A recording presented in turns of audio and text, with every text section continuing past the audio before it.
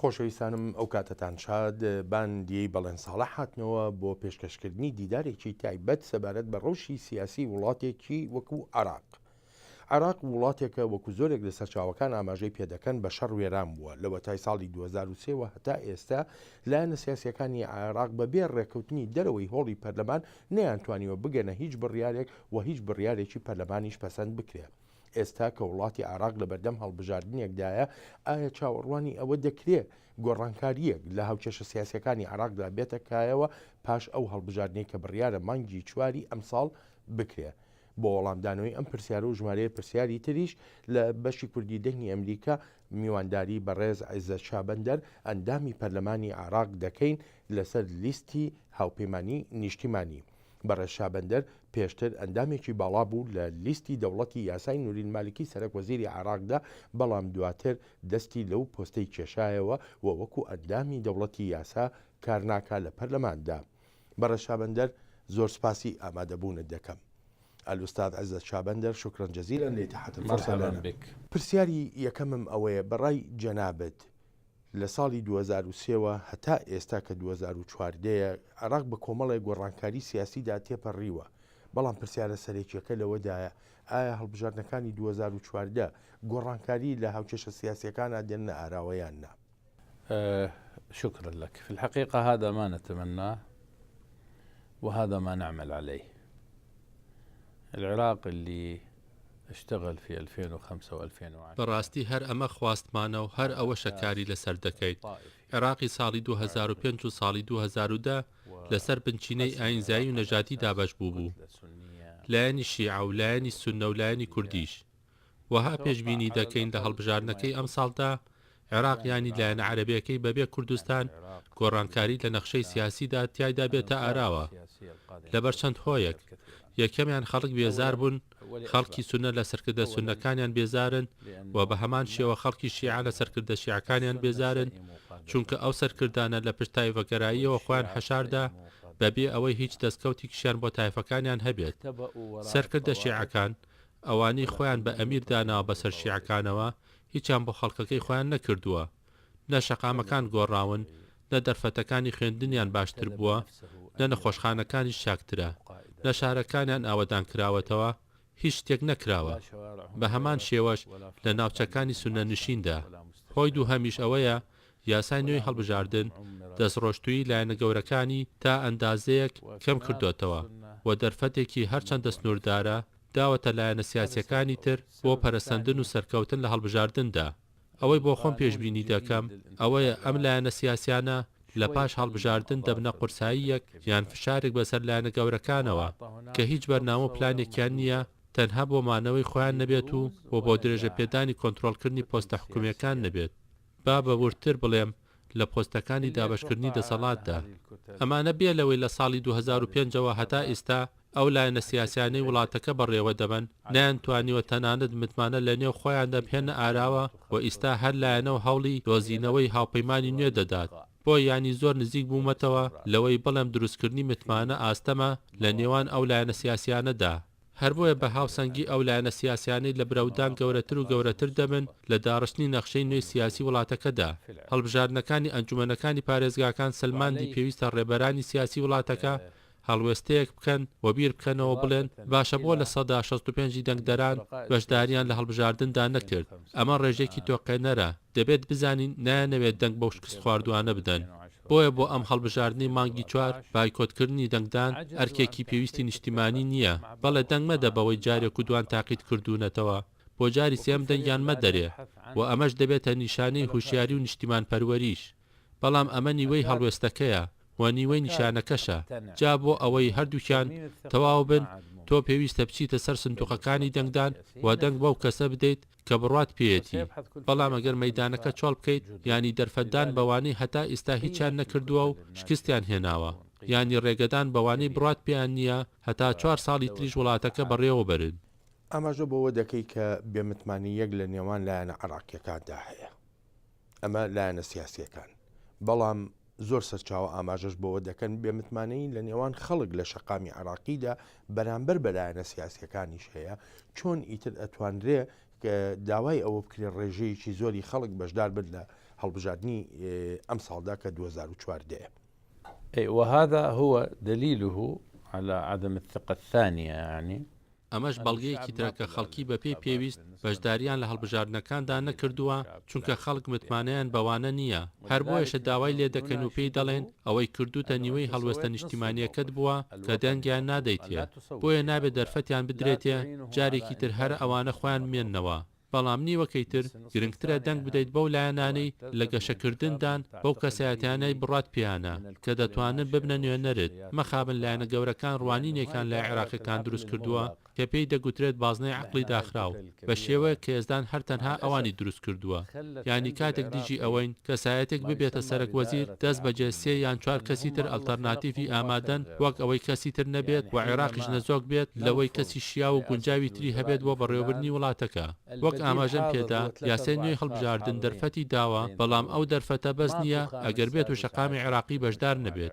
بۆیە دەڵم ئیستا هەن کە بەرەنگاری حکومت دەبنەوە بەڵام ئەو بەرەنگار بوونەوەیە بە تەنها بەزنی ئەگەر شەقامی عێراقی یارمەتی نەدات.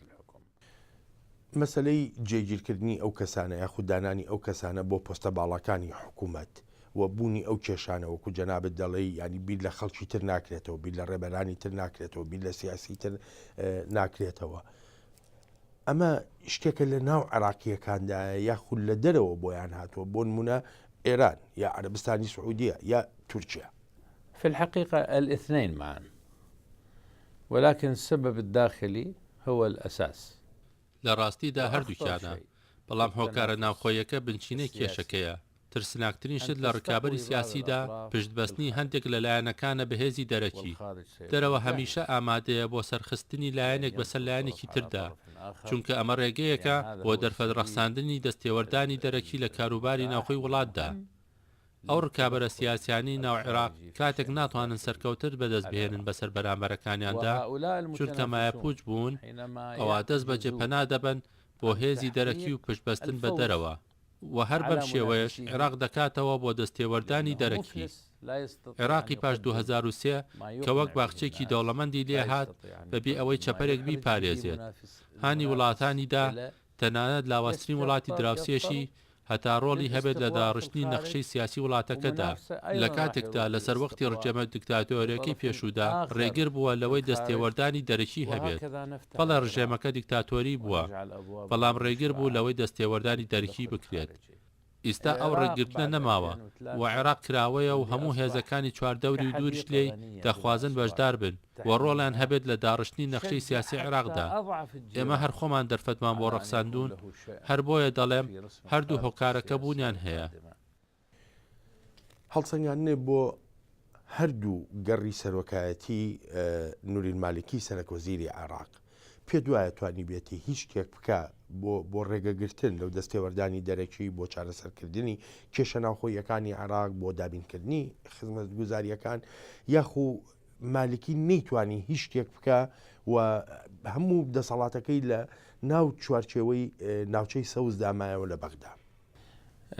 أعتقد أن الرجل الأخ المالكي بذل كل ما يستطيع بذله وفعل كل ما يستطيع فعله في العراق. لەو بڕوایدان بەڕێز مالکی چی لە توانایدا بووە لە عێراقدا کردوێتی بە هیچ شێوەیەک تایفەگەرا نەبووە لەگەڵ ئەوەشدا کە ژینکەی هەڵبژاردنەکان ژینکێکی تایفەگەرایی بووە هەندێک جار ڕەوشەکە وەهای کردووە مالکی گوتاری تایفەگەرایی هەبێت یانیش هەڵوێستێکی هەبێت کە بە تایفی دادەنرێت ئەوەش کە پەیوەندی بە تواناکانیەوە هەیە بۆ بنیادنانی عێراق لە ماوەی ئەو دوو گەڕێی عێراقدا ناتوانرێت بگوترێت هەوڵی نەداوە بەڵام شکستی هێنا و نەیتوانی هیچ شتێک بکات. ئاسایش دابین نەکرا ئاوەدانکردنەوە نەکراوە کە لەگەڵ قەبارەی گەورەی ئەو سامانەدا بگونجێت کە عێراق خاوەنێتی دارای گشتی ڕوبەڕووی تاڵانکردن و دزی بۆتەوە هەرگیز ئاستی دزیکردن و تاڵانکردن لەگەڵ ئاستی ئەوانەی سازدراون یەک ناگرێتەوە یانیش لەگەڵ ئەوانەی لێپێچینەوەیان لەگەڵدا کراوە هەموو دەڵێن دارایی عێراق تاڵان کراوە بەڵام یەکیان دوو نمونەیان نییە لە ماوەی 10 ساڵی ڕابردوودا کەسێک بە تاوانی گەندەڵی دەستگیر کرابێت یان لێپیچینەوەی لەگەڵدا کرابێت. مەبەستم لە گەورەکانە گەورە کاربەدەستانی دەسەڵات ئەوانە پەناپارێزیان هەیە لە سزادان بۆیە دەڵێم مالکی هەرچیکی لە توانادا بوو کردی بەڵام ئەوەش ئەنجامەکانە کە لە بەرچاومانە لەوانەیە پەیوەندی هەبێت بە ئاڵۆزی ڕەوشی عێراقەوە، لەوانەیە پەیوەندی هەبێت بە میراتی دەیان ساڵی دیکتاتۆریەتەوە. جەنابەت وەکو کەسێکی نزیک لە نووری مالکی سەرۆکوەزیری عێراقەوە ئێستش ینی ئەوەندەی لە قسەکەی جەنابەت تێدەکەم جۆرێک لە داکۆچی لە هەڵوێستەکانی مالکی دەکەی بەوەی کە هەموو شتێکی کردووە بەڵام ئەنجامەکانی بەو شێوەیە نەبووە کە دەی خواست. بەڕای جەنابێت مالکی بۆی هەیە جارێکی کە ببێتەوە بە سەرۆکوەزیری عێراق واتە گەڕی سێمی سەرۆکاتی حکوومەت بگرێتەوە دەست لە عێراقدا. هناك فرق بين هل له الحق أن يسعى لأن يكون رئيس وزراء لمرحلة ثالثة أو لا. طبعا له الحق، الدستور يتيح له ذلك. جیاوازی هەیە لە نێوان ئەوەی ئایا مافی هەیە گەڕێکی تری سەرۆکوەزیری وەربگرێتەوە یاننا لەگەڵ ئەوەی هەوڵ بدات تا جارێکی تریش ئەو پۆستە بەدەست بێنێتەوە. بەڵێ مافی هەیە و دەستوری عێراق ئەو مافەی داوە، بەڵام ئەوەی ئایا دەتوانێت ببێتە بە سەرۆکوەزیر ئەمەیان دەکەوێتە سەر دوو هۆکار. یەکەمیان دەکوێتە سەر ئەنجامەکانی لە هەڵبژاردندا بەدەستی دەهێنێت، ئەمەیان هەنگاوێکە، بەڵام هەنگاوە گرنگەکە دەکەوێتە سەر تواناکانی بۆ پێکهێنانی هاوپەیمانەتیەکان لەگەڵ لایەنە عێراقیەکانی تردا. جا ئایا لە چوارچێوەی شیعەکان دابێت یانیش لە چوارچێوەی سیاسی تردا وەک سوننەکان یان کوردەکان. من وەها دەزانم کە لە دووەم 4 ساڵیدا مالکی نەیتوانیەوە گەشتبینیەک دروست بکات لە ڕوانگەی پێکهێنانی هاوپەیمانێتیەوە کە دڵنیایی بداتێ بۆ نیۆکردنەوەی سێهەم جاری پۆستەکەی. ئێدی هەوڵ دەدات و لەوانەشە بارودۆخەکە یارمەتی دەری بێت و لەوانەشە بە پێچەوانەوە بێت. ئەوەشمان بیر نەچێت ئاماژەکان وەها نیشان دەدەن کە مالکی لە هەڵبژاردنەکەی مانگی 4دا ناتوانێت لەو ژماری کورسیانەی زیاتر بێنێت کە لە 2010دا بەدەستی هێنابوون و ئاماژەی هەرە بەهێزیش هەتا ئێستا ئەوەیە ناتوانێت هاوپەیمانێتی پێویستیش بێنێتە ئاراوە. ینی لەو باوەڕای ئەم جارە لە ناو ماڵی شیعەدا لە عێراق مالکی بتوانێت ئەو پشتیوانیە گەورەیە بەدەست بێنێ کە پۆستەکە وەربگرێتەوە جارێکی تر. تقديري بواقعية بە مەزەندەی خۆم و بەڕاشکاوانە ناتوانێت، بەڵام ئەگەر توانی سەرکەوتێکی بەرچاو بەدەست بێنێت ینی لە 100 کورسی و زیاتر ئەوە لەوانەیە متمانەی هەندێک لایانی تازە سەرهەڵدا و یان بزوتنەوەکانی لە ئاستی مامناوەندیدان جا شیعە بنیان سونە بەدەست بێنێت. بەڵام بۆ لایەنە گەورەکانی ناوشیعە قرس دەبێت ئەو جۆرە متمانەیە بە مالکی بدەنەوە. ئەمە بۆ مانایی کە بڵێم ماڵی شیعە وەکو هاوپەیمانی نیشتیمانی عێراق لە پەرلەماندا لە بەردەم هەڵوەشانەوەیە. هذا سؤال جدا مهم. أولا هذا التحالف الشيعي مفتعل، ليس حقيقيا وليس وطنيا، هو طائفيا، ومن الخطأ أن يطلق عليه التحالف الوطني، لازم يقال عنه التحالف الطائفي الشيعي. ئەمە پرسیارێکی زۆر گرنگە. یەکەم ئەم هاوپەیمانێتی شیعە دروستکرا و ڕاستەقینە نییە و نیشتیمانیش نییە، بەڵکو تایفیە و هەڵەیە ناوی بە هاوپەیمانێتی نیشتیمانی ببرێت، بەڵکو هاوپەیمانێتی تایفی شیعەیە بە هەمان شێوەش بەلایەنی تەوافقی نیشتیمانیش دەگوترێت تەوافقی سونە، ئەمانەش ناولێنانی ڕاستەقینەی ئەو دوولایەنن. باشترین ئاماژەی دروست لە جەستەی سیاسی شیعەدا لە عێراق هەڵوەشاندنەوەی ئەو هاوپەیمانێتیانەیە و لایەنەکانی پەرش ببن. ئیستا لەناو ئەم دوولایەنی شیعە و سونەدا وەهایە و ئەمەش نیشانە دروستەکەیە کە خەریکە دەچێتە ناو جەستەی سیاسی عێراقەوە. هەنگاوی داهاتوو کە پێشبینی دەکرێت لە پاش هەڵبژاردنەکان پێکهێنانی هاوپەیمانێتیە لە نێوان لایەنەکانی پێشتر لە هاوپەیمانێتی شیعەکان بوون لەگەڵ ئەوانەی پێشتر لە هاوپەیمانێتی سونەدا بوون. و کاتێک ئەم جۆرە هاوپەیمانێتیانە دێنە ئاراوە ئەوان ناوەڕۆکی هاوپەیمانێتیەکانیش دەگۆڕدرێن و لەسەر بنچینەی سیاسی دەبن نەک تایفی، لەسەر بنچینەی نیشتیمانی و هاوڕایی دەبێت سەبارەت بە بەرژەوەندی عێراق و عێراقیەکانیش. کاتێک لە ساڵی 2003دا شیعەکان و سونەکان گەڕانەوە عێراق، هەریەکیان خەونی دامەزراندنی دەوڵەتێکی ئیسلامیان هەبوو لەسەر ڕوانینی خۆیان، بەڵام ئەوە بوو تووشی ڕاستیەکی تاڵ بوونەوە کە ناتوانن ئەو خەونیان بەدی بهێنن بەهۆی ئەو هۆکارانی پەیوەندیان هەیە بە تیۆرەکانی پرۆژەی دامەزراندنی دەوڵەتەوە و لەبەر ئەو هۆکارانەش کە پەیوەندیان هەیە بە سروشتی کۆمەڵگای عێراقەوە جاچیان کرد هاتن و هەوڵیاندا خۆیان بە پرۆژەی نیشتیمانیدا هەڵواسن، بەڵام زوو بۆیان دەرکەوت کە ناتوان لەگەڵ نیشتیمانی بووندا ڕێ بکەن. یانی یەکێک لە ماوەی 20 بۆ 30 ساڵی ڕابردوودا هەموو دەستەواژەکانی نیشتیمانی بوونی حرام کردبێت لە ڕوانینە ئاینیەکەیەوە چۆن دەتوانێت ڕێبەرایەتی ئەو جۆرە پرۆژەیە بکات لە کاتێکدا شیعەیەک دێت و خەڵکی شیع بە سونەگەرایی دەتۆقێنێت یانیش سونەیەک دێت و سونەکان بە شیعەکان دەتۆقێنێت. ئەمانەش کاری میرەکانی دەسەڵات بوون لە عێراقدا. ئەوانە هەرگیز ناتوانن خۆیان لە قەرەی پرۆژەی نیشتیمانی بدەن. باشە متمانە چییە؟ لە دوای هەڵبژاردننی مانگی 2014ەوە ڕەوشی عێراق بەرەو باشتر بڕوە. الضمان هو الشعب العراقي، ولذلك أقول صحيح أنه متمانە گەلی عێراقە، بۆیە دەڵێم پاش ئاشکرابوونی ئەو دەستە و تاقمانە ئێدی هیچ سەرمایەکی وەهایان بەدەستەوە نییە لە قۆناغی داهاتوودا سەرکەوتن بەدەست بێنن. تەنها ئەو چاواشەکاریانە نەبێت کە دەشێت بەسەر ڕێژەی لە سەدا 35 گەلی عێراقە تێبپەڕێت و ئەو پارە حرامەش کە ڕۆڵی خۆی دەبێت لە هەڵبژاردنەکاندا. داوا لە گەلی عێراق دەکەم بە تایبەتیش ئەو لە سەدا 65 ماوە و هەروەهاش ئەو لە سەدا 35 چاواشە کراوە، پیان دەڵێم چیان دانێ لیان وەرگرن بەڵام دەنگیان مەدەنێ.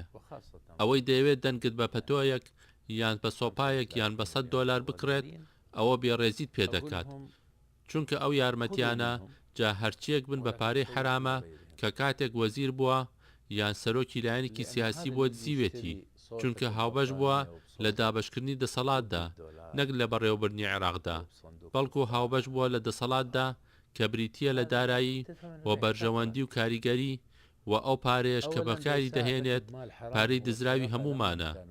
کاتێک ئەو کەسە دەوێت بەهاکانی تۆ بکڕێت ئەوا دەبێت تۆ لای خۆتەوە بە بێڕێز سەیری بکەیت و دەنگی نەدەیتێ و دەنگت بۆ ئەو کەسە بێت کە پارەی نییە بداتێ. دەبێت گەلی عێراق ئەو ڕاستیە بزانێت کە چی دەچنێت هەرەوە دەدروێتەوە، دەناگوناحتان بە ملی خۆتان. دوا پرسیارم هەموو ئەمانەی کە باسە کرد هۆکارن بۆ دەست لە کارکێشانەوە لە دەوڵەتی یاسا، بە تایبەتی دەست لە کارکێشانەوەی جەنابەت لەگەڵ سامی عەسکەری پێکەوە مشتومڕێکی زۆری نایەوە لە مەیدانی سیاسی عێراقدا. طبعا أستطيع أن أتحدث عن نفسي بمسؤولية كاملة، ولا أنفي أنه كثير من المشتركات بيني وبين الأخ. بەڕاستی دەتوانم بە بەرپرسیارەتێکی تەواو باز لە خۆم بکەم، بەڵام نکۆڵیش ناکەم لەوەی هاوبەشێکی زۆرمان هەیە لەگەڵ سامی عەسکەری. ئەوەی دەمەوێت لە وەڵامی ئەم پرسیارەدا جەختی لێ بکەمەوە ئەوەیە من داکۆکی کار نەبووم لە خودی مالکی، بەڵکو داکۆکی کار بووم لەو پرۆژە نیشتیمانی مالکی گرتبوویە خۆ. کاتێک ئەو پیاوە گیانبازی کرد بەبێ ئەوەی گوێ بداتە ئەو مەترسیانی ڕوبەڕووی دەبنەوە، پاش ئەوەی بووە خاوەنی پرۆژەیەکی نیشتیمانی لە ڕێی دەوڵەتی یاساوە، ئەمە ئەو پرۆژەیە بوو کە داکۆکیمان لێ دەکرد نەک مالکی. بەڵام کاتێک ئەم پرۆژەیە پاشەکشە دەکات و دەکرێتەوە بە پرۆژەیەکی تایفی لەبەر هەڵبژاردن، ناکرێت تۆ بگەڕێتەوە ناوژینگەیەکی تایفی و گوتارەکەشت نیشتیمانیانە بێت. کەس دەنگت ناداتێت چونکە دەبێت شیعە بیت و هەڕەشە لە بەرامبەرەکەشت بکەیت هەتا بتوانیت بەشێکی زۆری ئەو لە سەدا 35 چاواشە کراوە بۆ خۆتی بەریت. کاتێک ئەم پرۆژەیە دەگەڕێتەوە بۆ ئەو ژینگە بەرتەسکە ئەوە خۆمان لە دەرەوەی ئەو پرۆژەیەدا دەبینینەوە. لە ماوەی ساڵی ڕابردوودا زۆرمان گوێی لەوە دەبوو مالکیان دەوڵەتی یاسا ڕاگەیاندیان بڵاو دەکردەوە و دەیانگوت ئێمە بەرپرس نین لە لێدوانەکانی عیززەت شابەندەر، یان ئەو هەڵوێستە هەڵوێستی دەوڵەتی یاسا نییە. لەبەرەوە خۆم لە دەرەوەی بازنەکە بینیەوە و خۆم وەک بارێک دەبینیەوە بەسەر دەوڵەتی یاساوە. بەهۆی لێدوانەکان و ڕاگەیاندەکانی دەمدان وەک ئەوەی دەمگوت دەوڵەتی یاسا نایەت بەرپرسیارەتەکان لە ئەستۆی خۆی بنێت. ئێدی بۆیە بە باشترم زانی لەو هاوبەندیە بێمە دەرەوە هەتا گرفتی زیاتری بۆ دروست دەکەم و لە ئاستی تەواودا ئازادی و سربەخۆی خۆشم بەدەست بێنمەوە. عیزە شابەندەر ئەندامی پەرلەمانی عێراق میوانی دیداری تایبەتی بەشی کوردی دەنگی ئەمریکا بوو. بەڕێز شابەندەر زۆر سوپاست دەکەم. شکرا جەزیلا. شكرا لك وشكرا لهذه الفرصة.